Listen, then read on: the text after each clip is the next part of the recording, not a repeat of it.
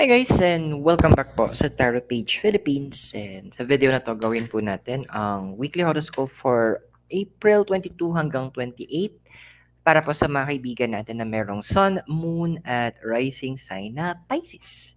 So kung bago po kayo sa channel, please click the subscribe button, bell notification, and palike na rin po ng video. At kung para malaman nyo po kung ano yung Sun, Moon at Rising nyo po, para saan ba to, anong benefits, sa dulo po ng video, may link po tayo para doon. Nagbabuffer ako. And hingi din ako ng favor kung pwede rin po, pa-share na rin po ng ating video sa inyong mga social media accounts and pati sa mga group chats nyo to help spread yung reading na rin po. Tandaan natin ha, yung readings, they're for guidance purposes. You have your free will, use it wisely. And also for private readings and spell works, send me a message. Yung link po is nasa baba sa description ng ating video. And for those who would like to send donations for support, you can send it via GCash or Maya or yung heart. Thanks po. It will be appreciated very much. Okay, Pisces. Ano, kamusta ka na ba? Yan natin. Si Mikay nasa ilalim po, nasa may pa ako. Gumawa kasi ako ng maliit na parang kwarto niya. So, ine-enjoy niya palagi yun doon. Okay, Pisces. So, you have your Queen of Pentacles, tsaka Here and Now. Ano bang gusto mong gawin? Ano ba kayong ano ba meron sa mga zodiac signs ngayon?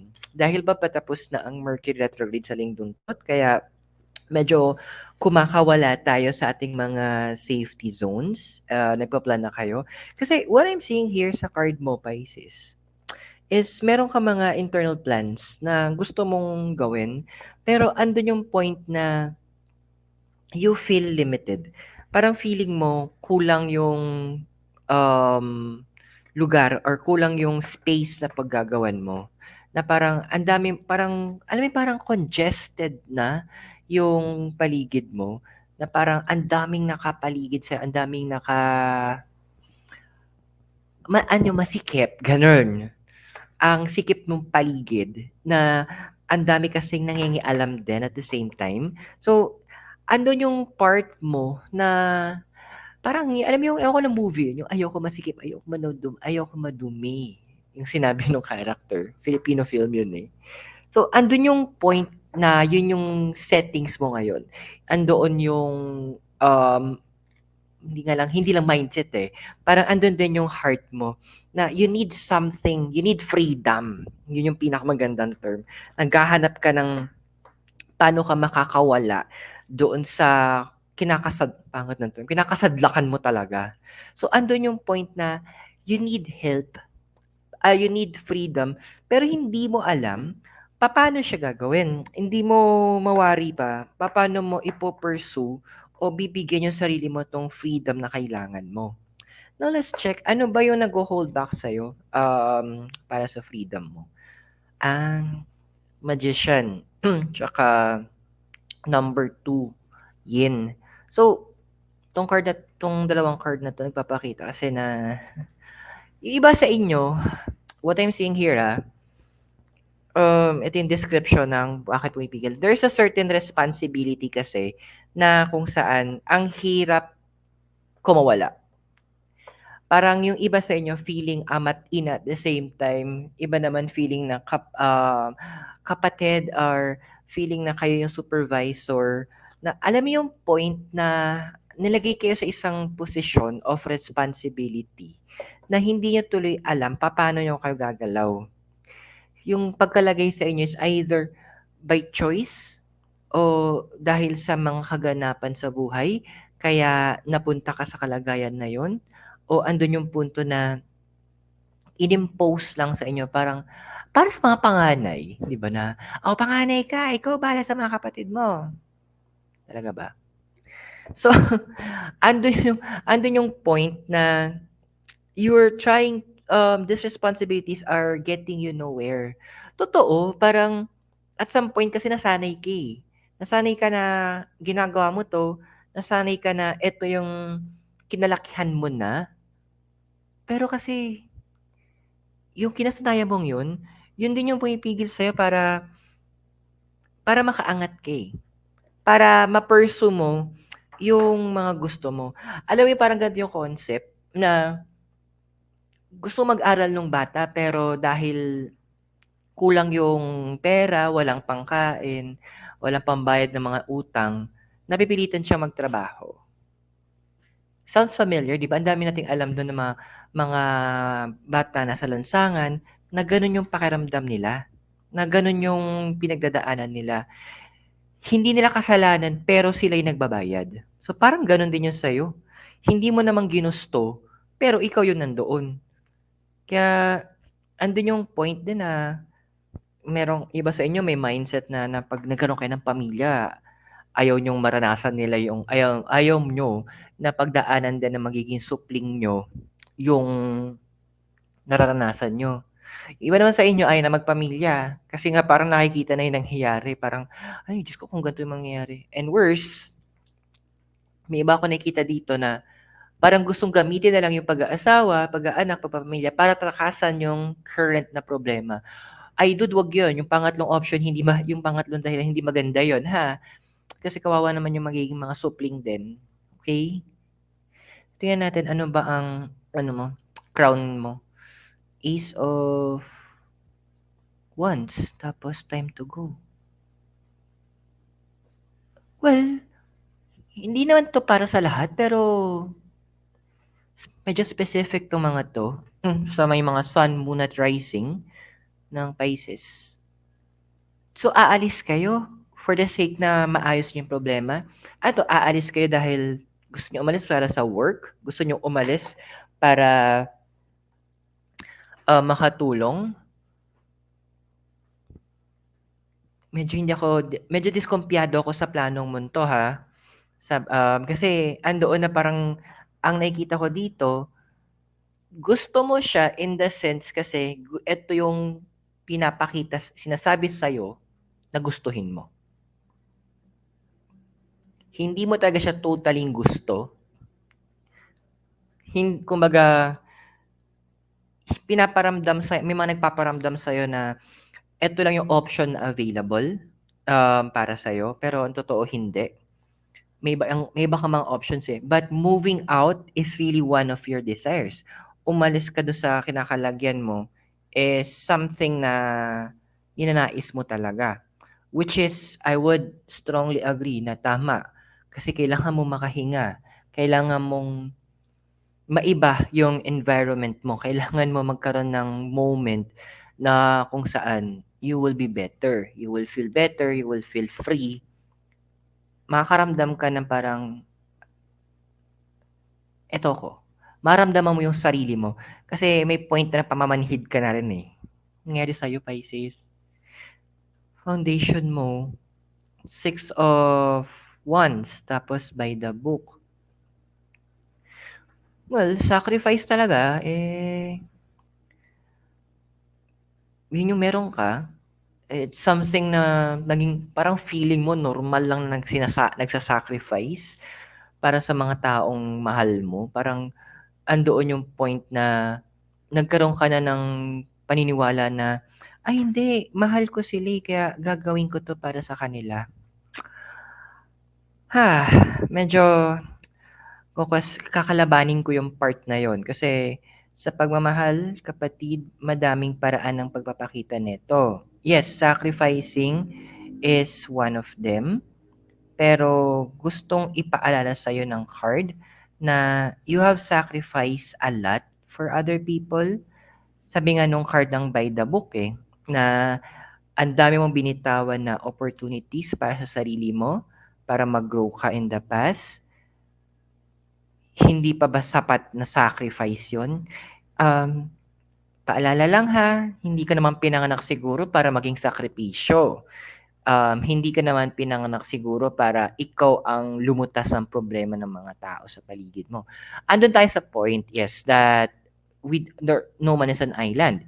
Hindi naman lahat ng tao, I mean, hindi natin kaya mabuhay ng tayo lang. Pero andun kasi na 'pag puro give lang tayo ng give, nakaka-dry.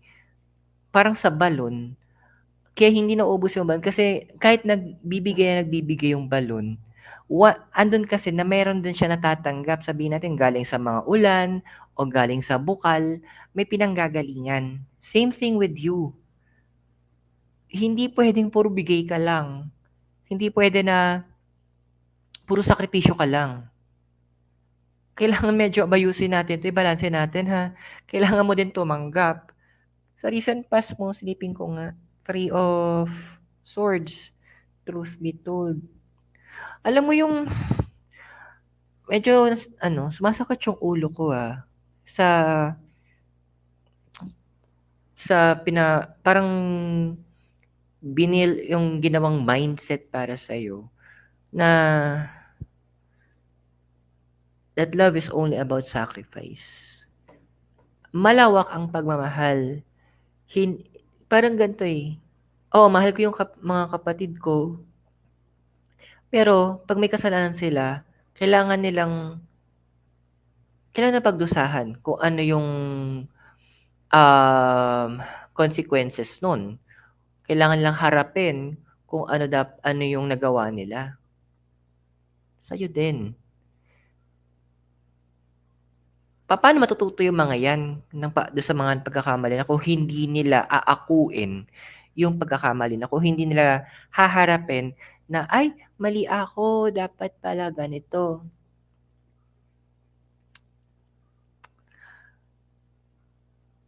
Yun kasi yung natanim sa'yo na paniniwala, eh. And sinasabi nung card sa'yo, sa past yun, iba na yung ngayon. Iba na ngayon yung puwede mo nang baguhin yung iyong realidad. Baguhin yung mindset. Baguhin mo yung iyong pinanghahawakan. Mahirap kung tutuusin, balik tayo dito sa crossing mo. Mahirap siya kasi just like yung magician na yung 4 na elements is kailangan niyang i-master, ang doon na na nag-aalinlangan ka kung kakayanin nila. Matatanda na sila, Pisces. Malalaki na sila, nakakagawa na sila ng sarili nilang kalokohan, makakagawa sila ng sarili nilang paraan para tumayo at mabuhay sa sarili nila. You need to make sure na this time na babaguhin mo yung concept mo na hindi ka pinanganak ka for this lang. Hindi ko alam kung tama yung naalala ko, pero sabi sa Jeremiah chapter 1 verse 8, sabi daw ni God kay Jeremiah, before you were born, I knew you. Before you were formed, I set you apart. Bago ka pa pinanganak, sabi doon sa Tagalog, kaya na kita. Bago ka pa nabuo, meron na akong plano para sa'yo. And ano yung plan? John 10:10. I have come to give you life and live it so that you can live it to the fullness. Dumating siya para ibigay yung buhay, para magamit mo tong buhay na to ng maayos. Huwag mong isipin na yung concept na, ay, ako, isipin ko sa sarili ko, masama yun. Hindi. Priority mo din sa sarili mo dapat, eh. Andun lang talaga na kailangan mong i-balance yun. Hindi ko lang alam bakit kailangan nila na ipako sa pag-iisip mo na ganun dapat ang isipin mo tungkol sa mga kaibigan at pamilya mo na ikaw yung magsasakripisyo na madalas. Bigat mo. Natin yung future na ikaw, 6 of Swords, tsaka chaos and conflict. Well, andoon na medyo magsa-struggle ka talaga na baguhin mo ang pananaw mo tungkol sa mga bagay na to. Magkakaroon ka ng, sabihin natin pwede na tawagin siya sa identity crisis na kung saan hindi mo alam kung ano ka ba. Anak ka ba? Kaibigan ka ba? Tao ka ba? Individual ka ba? Andun yung point na hahanapin mo yung identity mo. Well, that is good, to be honest. Kasi knowledge, yung karunungan, tsaka kaalaman, nagsisimula yan sa pag-question ng mga bagay. Nagsisimula ang paghahanap ng kaalaman sa pagtatanong. At sa pag umabot ka na sa point na yon, that means andun ka na sa level na kung saan natututo ka na. Natututo ka ng alamin kung ano ba dapat. Natututo ka ng questionin ang mga bagay-bagay. Natututo ka na rin mag-explore. Hindi ka naman kasi pinanganak na ganyan lang. Hindi basta-basta. Ha? Ba't ang bigat ng reading mo ha? Tingnan nga natin yung physical environment mo. So, meron tayo ditong Knight of Wands, tsaka higher power.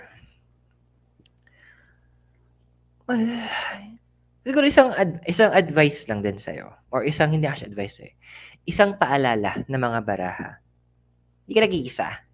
Kasi andun yung point na ang dami sa inyo ngayon na may sun, moon at rising na Pisces na for the self-pity, alam mo parang naawa sa sarili.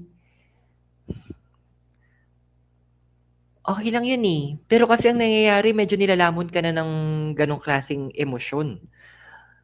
Hindi ka nag-iisa. Why? Because, balik tayo dun sa Jeremiah chapter 1 verse 8. Before you were born, I knew you. Meron may kakakilala sa'yo. Merong isa na, merong isang merong higher power na gustong bigyan ka na, merong purpose para sa'yo. Higher purpose. Mas malaking target para sa'yo. Pero talagang sadya talagang may mga tao na siguro hindi ko rin sila masisisi. Kasi baka naman gano'n din sila panlaki, gano'n din sila nilagay sa gano'ng sitwasyon. Gano'n din sila pinapaniwala. And it's time naman that you break that cycle. Oras naman na putulin mo na yung gano'ng klaseng mga bagay-bagay. Puwedeng sa pamilya mo 'to, puwedeng sa sarili mo, puwedeng galing sa mga magulang mo or sa mga kaibigan mo. But needless to say, ang bottom line dito, dapat sa'yo na 'to titigil. Meron kang deeper, bigger, and higher na reason bakit ka nandito.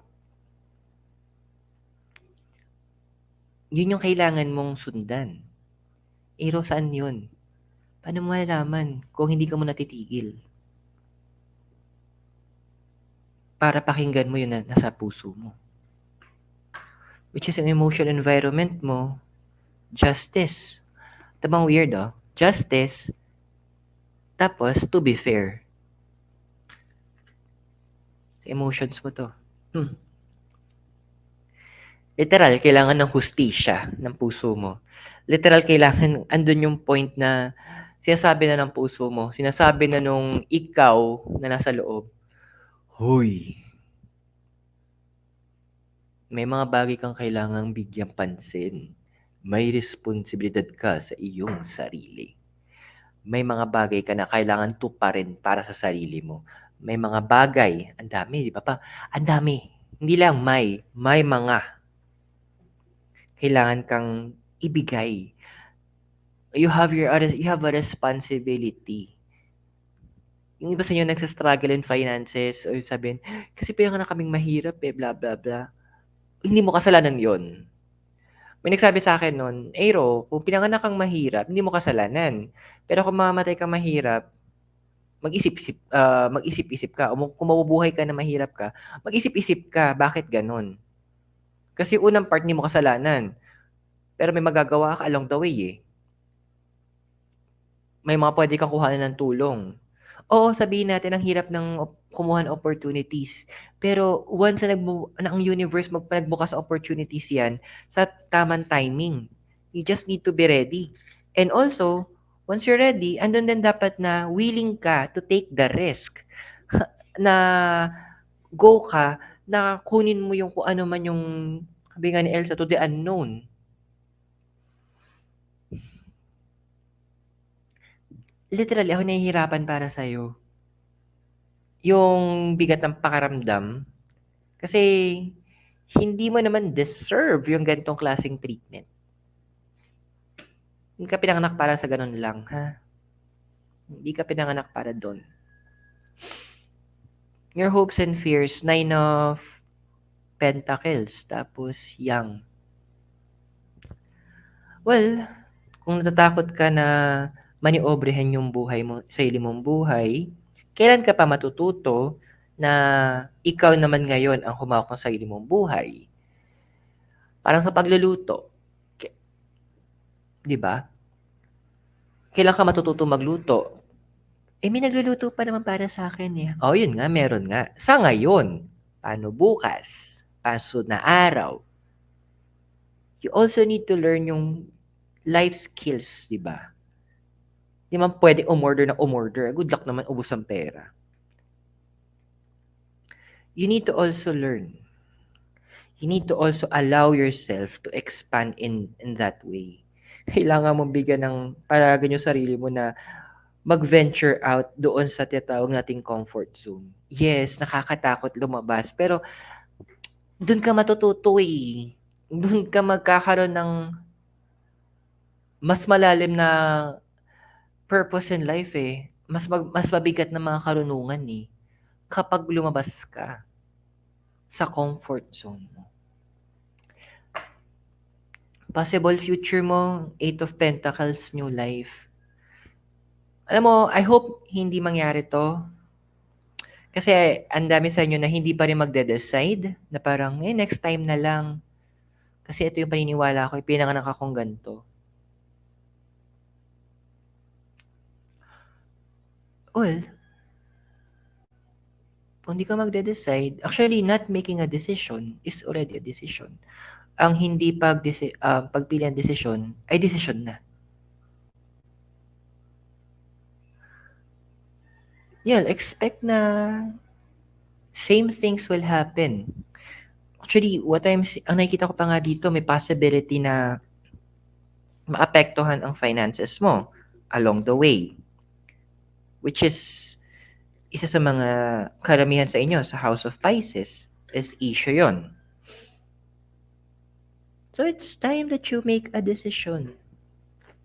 It's time that you follow the universe.